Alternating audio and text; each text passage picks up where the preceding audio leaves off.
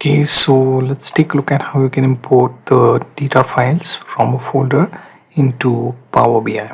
Right, so what I'm going to do is I'm going to open Power BI desktop. Considering these are local files, there is no point in using the Power BI service which is on cloud, right? You can import individual files usually, but here our case is importing data from a folder, right?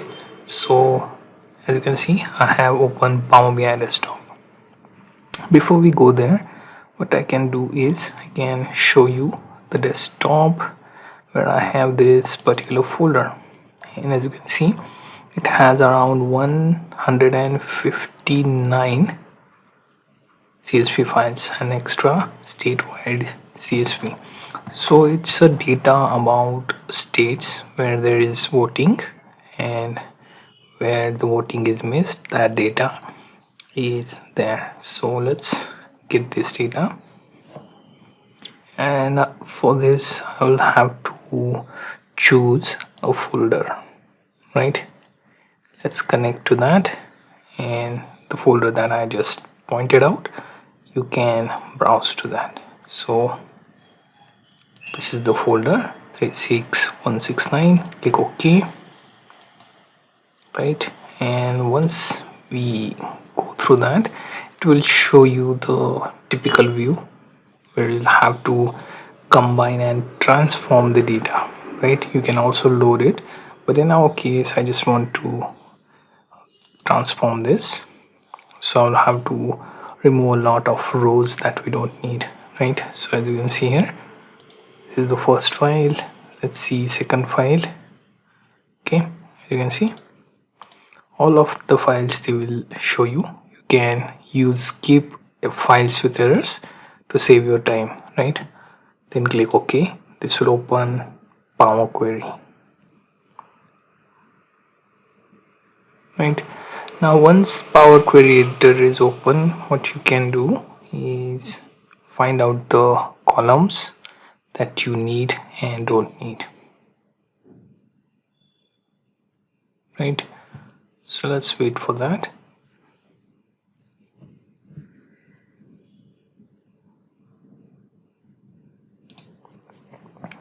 Right, now the next thing, this is the column that I don't need because it only points out the CSV file, and remove that, right? Then there are countries. If you want to remove the no water found one, you can have it, or you can remove it. Then remove empty, right? As you can see, and there will be also some of the columns that you may not need, right? So here, as you can see, this is something you don't need, right? Then we'll try and remove those, and we'll keep with the files that have the data. Right now everything is combined. We can just close and apply. Right, before that you can also take a look at what to display column headers.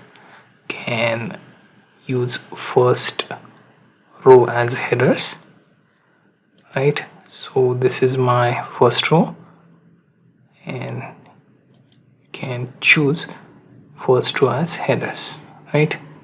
You'll have to select that. If you don't select that, then it will pick the top count one, right? Now you have your data properly cleaned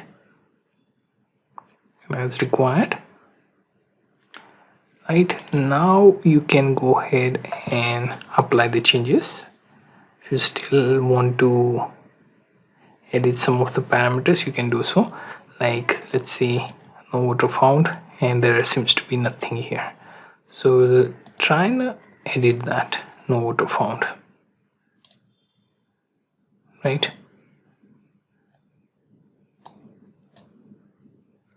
As you can see, that data is removed. So much more cleaner. If you still have some of the other empty fields that you want to remove with some specific condition, like if there is no last name, you can remove that, something like this, or suffix, you can remove that, so that will be not filtered, right? So like this you'll have to filter a lot of small things, right? So when you are taking data from multiple files like this CSV file or Excel file, or using combination of some server side data plus CSV file, you will have to make those changes, right? And once you make those changes, you will be able to get the clean data here, right? And the data that you can make sense of, right? So this is basically the valuable data like ballot ID, house, church, combo IDs, right? So this particular election specific data we have managed to get here, right? So is there anything else you can find, right? So let's see this particular one, you will find that there isn't much, right? So it's just 4 rows of repeated data, right? So I will just get rid of this particular, right? So too many of that county data, right? So we'll just remove that, so remove county, and then you will have even more clearer data, because county had literally no values for voter last name, right? Because it was supposed to be header in another file, right? So now that we have everything, what we will do, we will close and apply, right? And now that our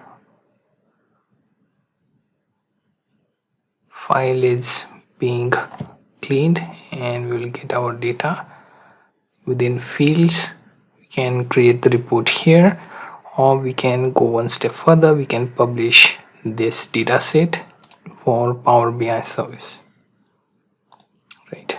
So let's say if I create something like folder demo, because this is about the multiple files being fetched from the folder, right? And once this is being uploaded, you will have it there, right? So what we can do from this point onwards is basically we get it here, and then we go to workspace, right? Then folder demo data, we open it, we create report, auto create,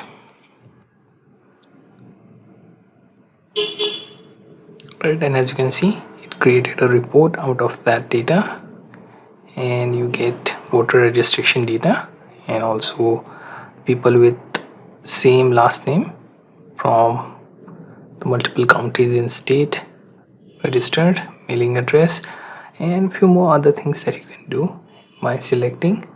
You can select the state, see if it applies, count of voter registration, here it is, right? So it applies.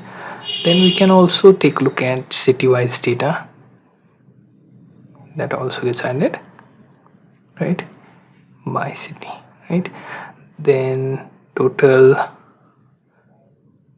ballot status, it should be added somewhere, right? So ballot status, count of voter registration, right? So you get to create a report out of such big data from multiple files in a folder. So you may want to try out this particular example